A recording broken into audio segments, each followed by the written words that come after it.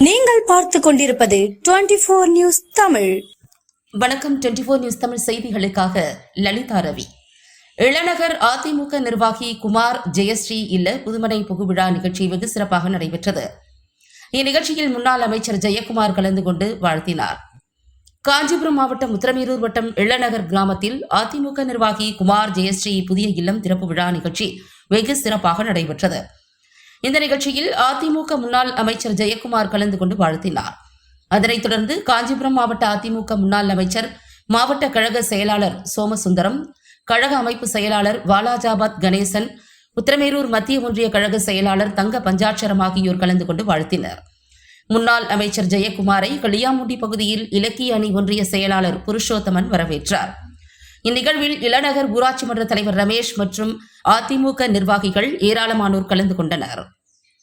காஞ்சிபுரம் செய்தியாளர் சுடர்.